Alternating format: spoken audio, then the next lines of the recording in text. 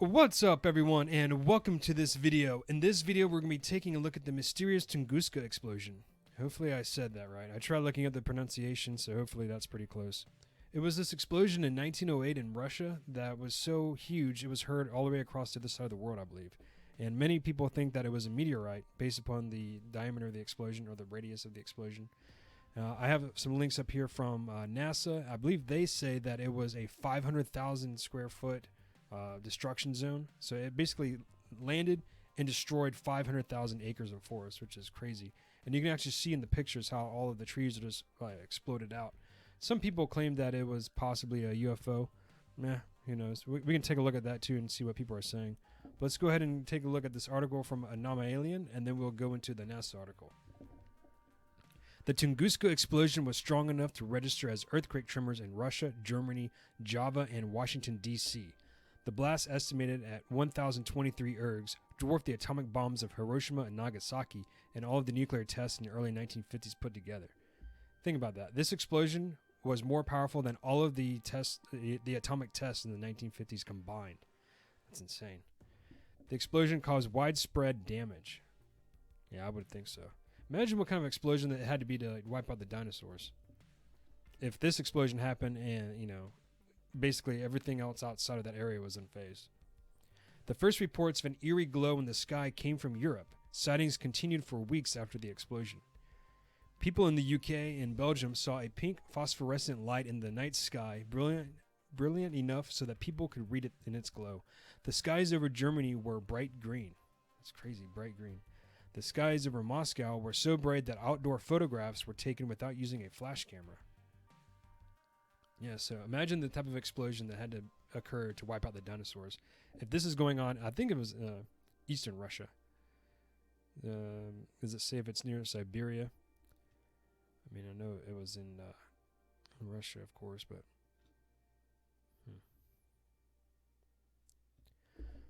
The explosion resulted in an enormous pillar of fire that was witnessed for hundreds of miles. This was followed by a series of thunderclaps which could be heard for over 500 miles. Tall conifers were ignited and burned for days. And look at this blast. Like, it impacted, crashed, and then everything was just blown out. And I think they actually went out there and tested the trees. It took them a long time to get there because it was just so desolate and far away from everything. Here we go. First Tunguska Expedition. The first investigation in 1927 provided significant evidence.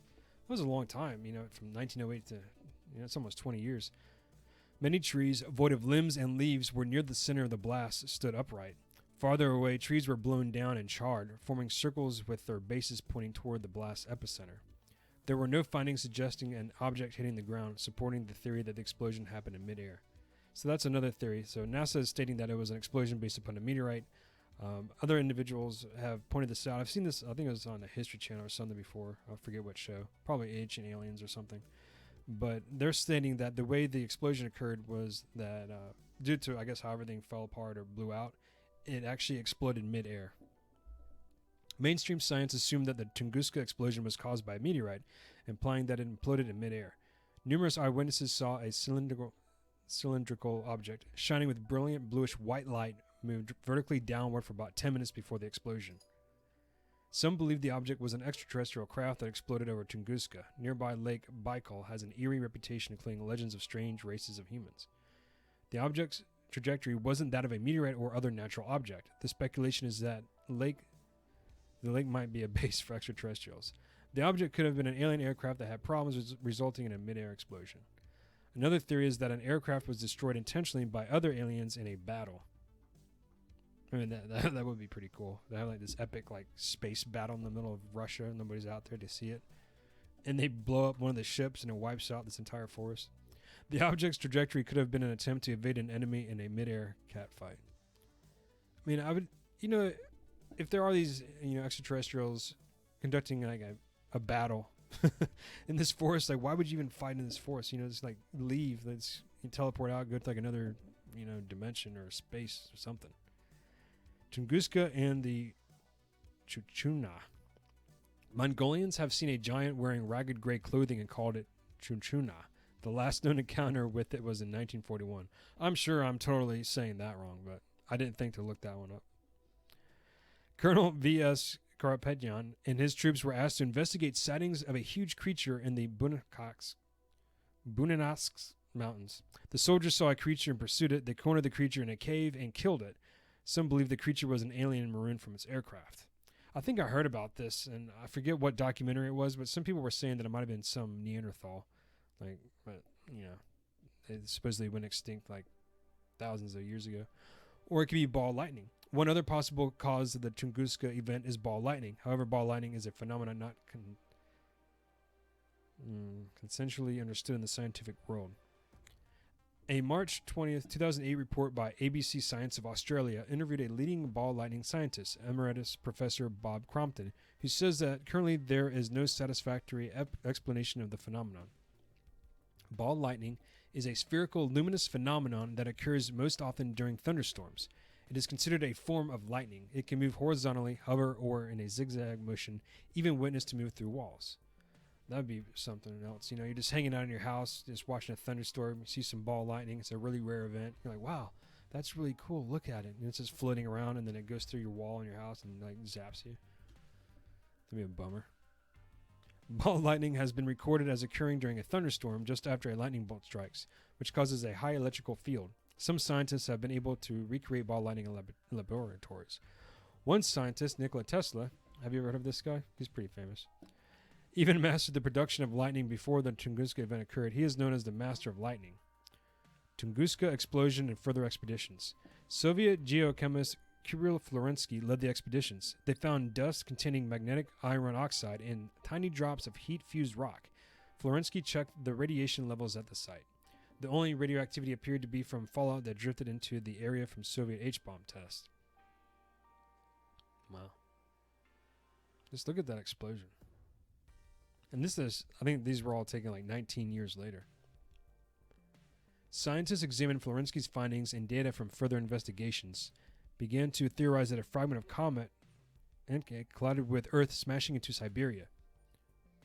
Later, some scientists postulated that the blast was caused by a black hole or a chunk of antimatter. Yeah, I don't know about that one.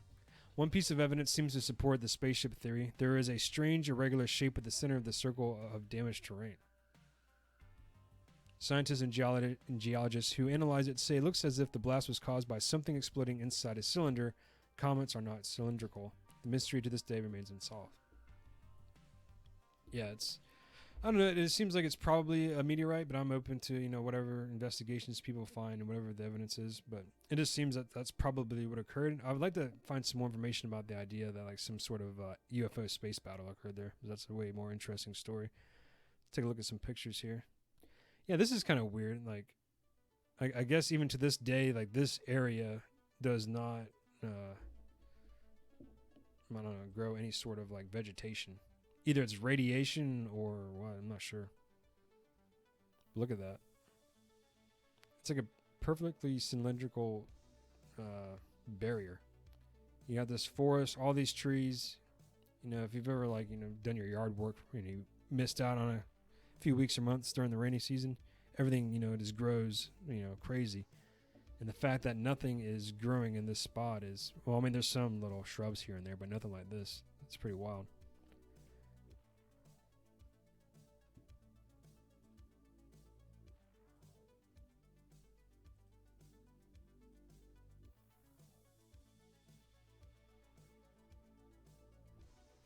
That would have been a really cool expedition to go on, to go out there and check that out and see it firsthand. It's a really cool story.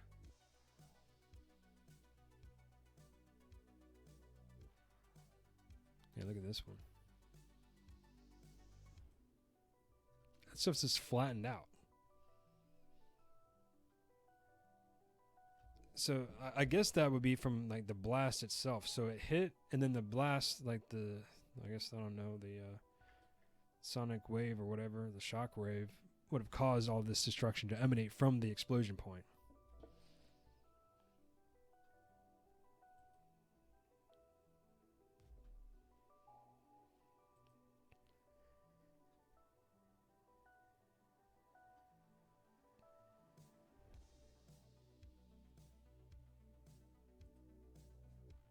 Wow.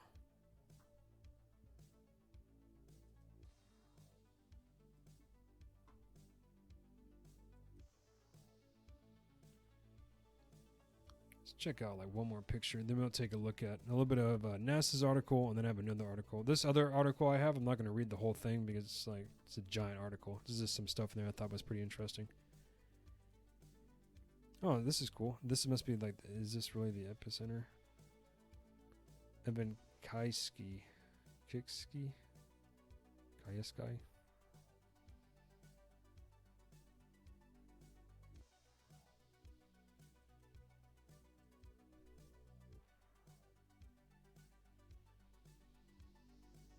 Wow.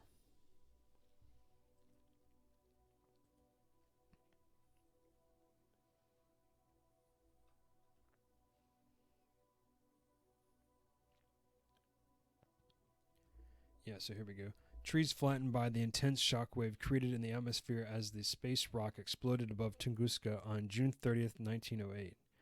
The photograph was taken by the Soviet Academy of Science 1929 expedition led by Leonid Kulik. 500,000 acres, the size of a large metropolitan city, were flattened. Flattening trees requires an immense shockwave. World Asteroid Day is held every June 30th as a global awareness campaign where people around the world come together to share knowledge about asteroids and learn how to protect our planet. Yeah, I mean, it's just really fortunate that it, exploded in that portion of Russia and not a more developed area.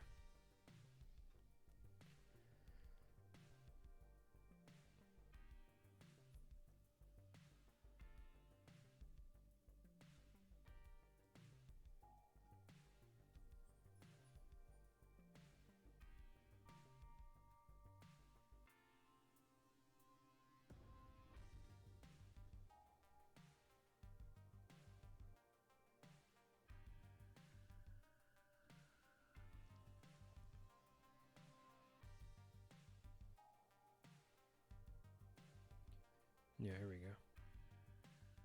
While testimonies may have at first been difficult to obtain, there was plenty of evidence lying around. 800 square miles of remote forest have been ripped asunder. 80 million trees were on their sides, lying in a radial pattern. Think about that. 80 million trees? This is from NASA. I mean, this isn't, this is, say what you will about NASA. I mean, I think we can all agree that, they're pretty mainstream and standard, right?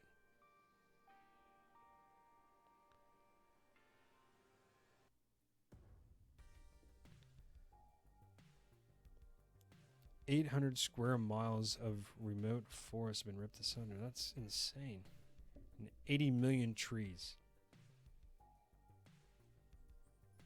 I wonder if that actually impacted the amount of carbon dioxide on the planet. Because if you have like all of like 80 million trees just suddenly disappearing like that, like overnight, it's crazy. Those trees acted as markers pointing directly away from the blast's epicenter, said Yeomans. Later, when the team arrived at ground zero, they found the trees there standing upright, but their limbs and bark had been stripped away. They looked like a forest of telephone poles. Such debranching requires fast-moving shock waves that break off a tree's branches before the branches can transfer the impact momentum to the tree's stem. 37 years after the Tunguska blast, branchless trees will be found at the site of another massive explosion, Hiroshima, Japan.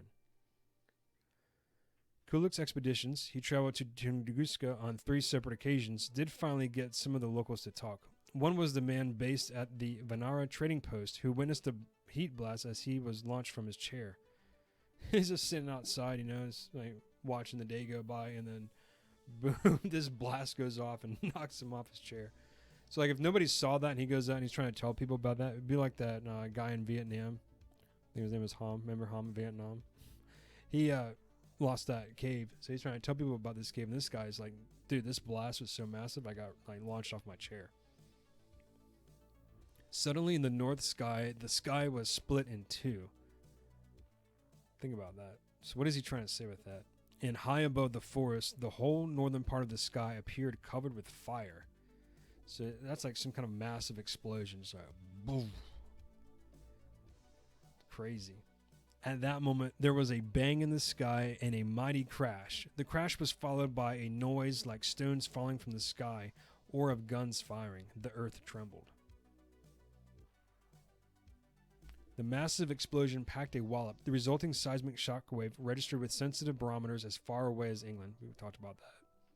Dense clouds formed over the region at high altitudes which reflected sunlight from beyond the horizon. Night skies glowed, and reports came in that people who lived as far away as Asia could read newspapers outdoors as late as midnight. Locally, hundreds of reindeer, the livelihood of local herders, were killed, but there is no direct evidence that any person perished in the blast. So it's interesting that the humans didn't die, but the reindeer did. I've heard of instances where various large animals will die during certain natural disasters. I've actually known people that have dealt with that personally. And it's a rather shocking and very tragic and sad event when that happens. So there must have been some kind of really impressive explosion, which we've documented here, for that to occur.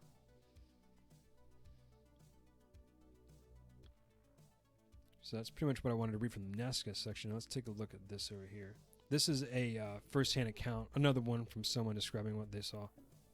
Descriptions of the event given around the time of the blast often read like the following account, which appeared in the Sibir newspaper on July 2nd, 1908. Around 9 a.m. in the morning, we observed an unusual natural occurrence. In the North Karolinsky village, the peasants saw to the northwest, rather high above the horizon, some strangely bright, impossible to look at, bluish-white heavenly body, which for 10 minutes moved downwards. The body appeared as a pipe, in example a cylinder. The sky was cloudless. Only a small dark cloud was observed in the general direction of the bright body. It was hot and dry.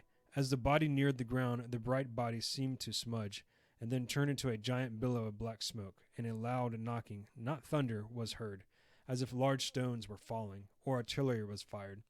All buildings shook. At the same time, the cloud began emitting flames of uncertain shapes. All villagers were stricken with panic and took to the streets. Women cried, thinking it was the end of the world. Wow.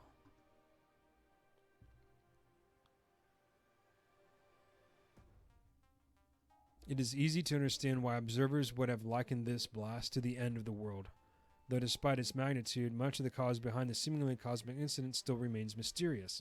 Among the most perplexing issues raised by subsequent investigations into the cause of the Tunguska event have been the lack of any discernible crater for the impact, which seemingly points to an airburst in which the object broke up in midair rather than colliding with Earth. Yeah, so I forget where it's at, but there's like that massive crater in the United States, and there's some few other ones around the world. And you can just look at the moon and see those craters as well. So that's a good point. I guess that's supporting the evidence that it exploded in midair.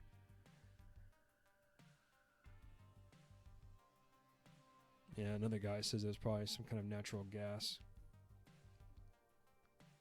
And then here's another interesting perspective. Beyond all doubt, Tunguska was a nuclear explosion. Many other, this is further down the middle of the article. This is that really long article that I was talking about. Many other researchers would follow up on Kazantsev's ideas with a more serious frame of mind. For example, as the cities of Hiroshima and Nagasaki were researched following their absolute and total destruction, it was noted how the size of the Tunguska devastation was roughly 30 miles that of either Hiroshima or Nagasaki. Given that we know the deadly amount of payload in each of those bombs, it would make many question whether the Tunguska episode was really just a meteorite, one that exploded above the ground no less. Very similar to the science behind the strikes on the unfortunate and ultimately devastated Japanese cities. And you just saw in that previous article, a couple articles ago, that they were mentioning something similar regarding Hiroshima. In 1966, for example, following a long and in-depth investigation, Russian scientists V.K. Zuralev, D.V. Demin, and L.N. Demina would all conclude beyond any reasonable doubt, according to their findings, that the incident over Tunguska in June 1908 was most definitely a nuclear explosion.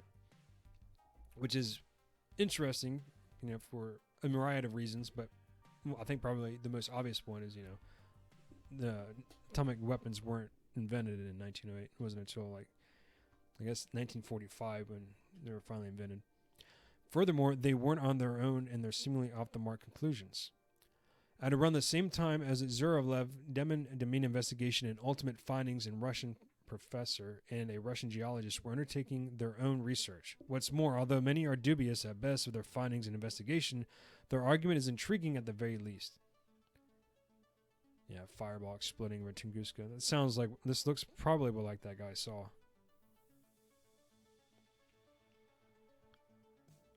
Professor Felix Ziegel and geologist Alexei Zolotov would venture out to the apparent blast zone. What's more, the research in this area was more or less in the shape of an oval.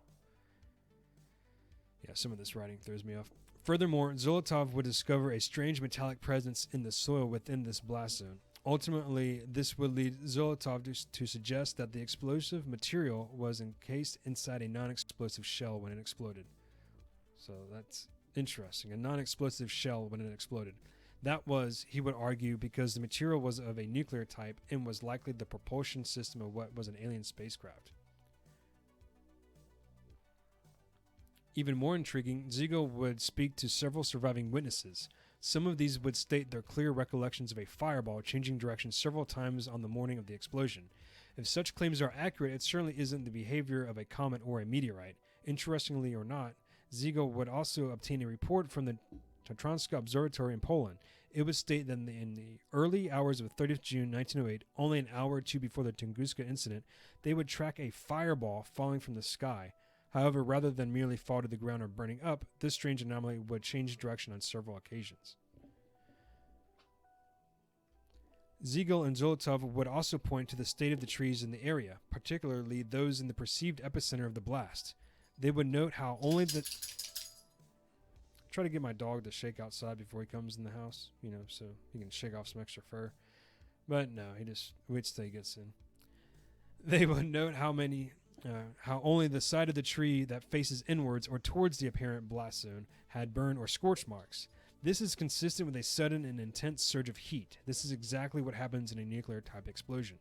Ultimately, their conclusion was that an artificial construction, likely an extraterrestrial vehicle, was being directed towards a landing when it exploded. So that's where I'm going to end it with this article here.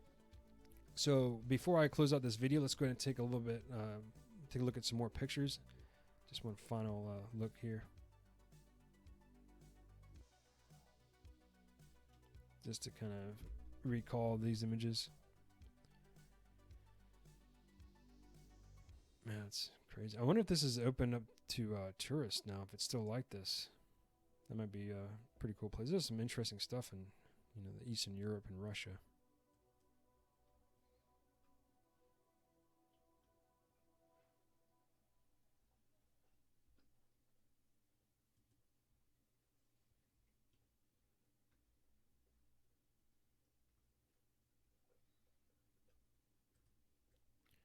Yeah, so that's pretty crazy that this is going on here. Well, I think that's about it for this video. Let me know what you think in the comments. Hopefully you found this topic interesting, or if you've forgotten about it, you're now reminded of it. Thanks again for checking this video out, and until next time, take care.